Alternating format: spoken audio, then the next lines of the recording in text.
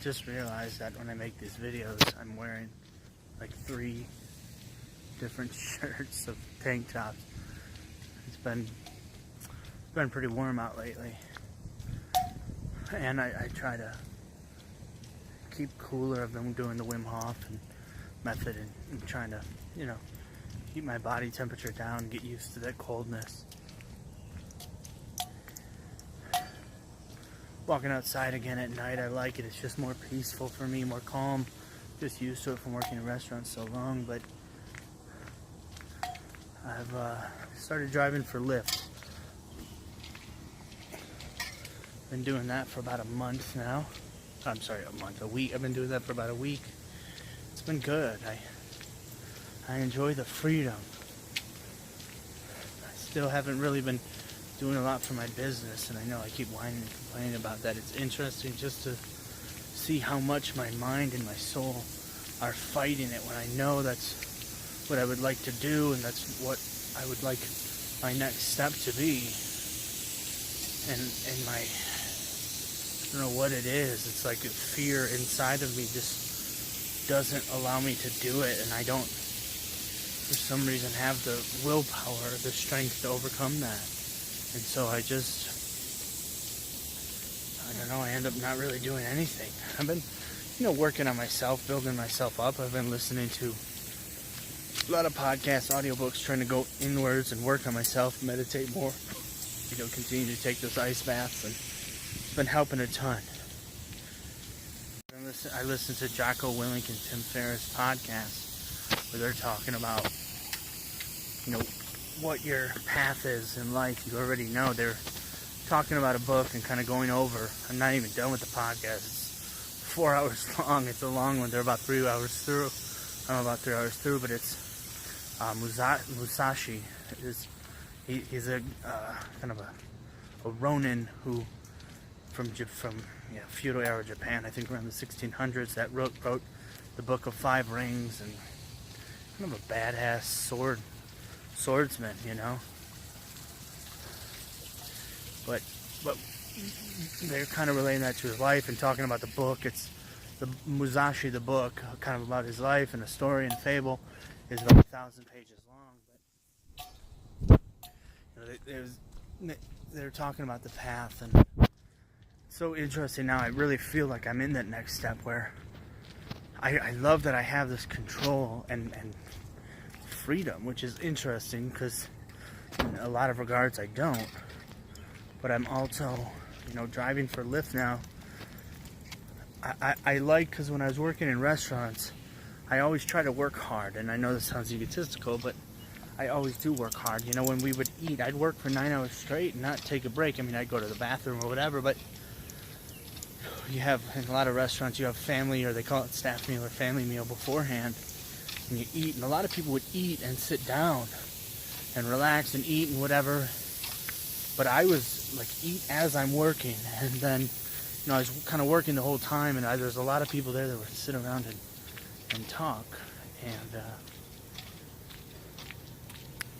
I was trying to always work, and I did sometimes. I did not always focus and work as hard as I could or should have, but I definitely felt like I was more than pulling my weight. And there's a lot of people there that wouldn't. I'd have to, as another employee, have to be like, hey, can you do this now? Can you help set up a service? And stand around talking. And I love the freedom of this because it's directly, there's a lot of other variabilities, but I like, because I get to use my mind and think about where are the busiest times, and there's different ways to get bonuses and stuff like that. And my income now is directly connected to me and how hard I work, how long I work, how much I'm focused, when am I taking breaks, and where am I being efficient, things like that. And I love that because I don't have to, it's good to rely on people. You need people, you need a network, but I love that, if I worked harder in a restaurant and I did better and I was selling more things and making more money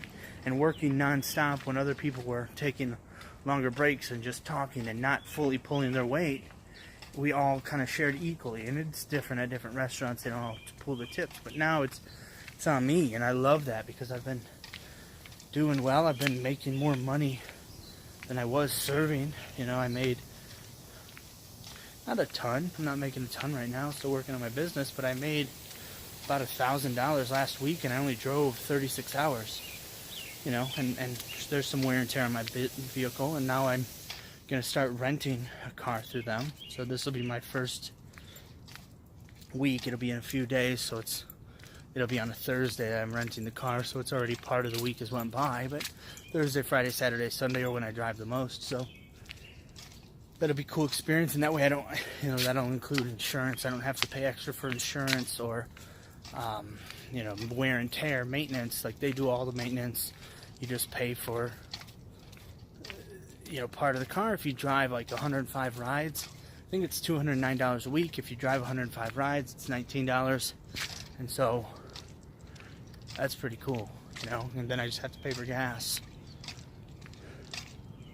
I like it because I get to think, I get to use my mind. It's a challenge.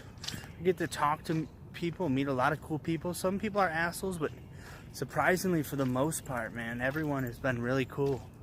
And it's interesting conversations. I mean, I've picked up strippers, not picked up, but like I've driven strippers home from because I drive at night, so I've driven strippers home. And I came back and picked up some dudes that were at the strip club, and I picked up people. It was just Pride Fest here and Comic-Con last weekend here in Denver, so I picked up a lot of weird dressed people there, and I picked up people that were, you know, just all different parts of life. So it's been really cool to meet all these different people, have cool conversations. I just picked the lawyer up from the airport. We talked about AI and the future of AI and technology, and it's been fun. And then I get to make better money I was making. I get to drive around, which I love to do, and experience different people, have a good time. And you know, it can be dangerous. I got to be alert and awake, and I plan ahead, and I bring my snacks. I make snacks. I bought a little cooler. It's like a 12-can cooler. I mean, you can fit like 12, you know, soda or beer cans, and I'll make a sandwich, and I'll make a little smoothie and put vegetables, and so that way I don't stop and buy unhealthy things, and spend a good time making pretty good money. And yeah, I don't feel afraid. I guess my whole point of like following my path is like I'm not worried for the first time in what I can remember. It just feels right for now, and hopefully, you know, it doesn't last more than a few weeks, and I'm kind of doing my own thing and, you know, getting my business up and running. But like, it just feels right. I'm not afraid. I'm content. I'm happy. I can relax now, even though I'm not making that much more than I was at other jobs. It just feels like life is happening, and I'm kind of part of it, rather than trying to control and stress out so much. Like, it feels like the right path in life is happening. And that's a cool feeling. It feels like this is supposed to be happening. I know that sounds weird, hippie, and spiritual, but it definitely does. And I'm happy to be here, and happy to be doing my thing, and relaxed. I'm not stressed out. I'm trying to slowly get going and work on what I need to in my business and see what happens. But it's cool to feel like I'm in the right place for the first time in, God, I don't even know, almost a decade.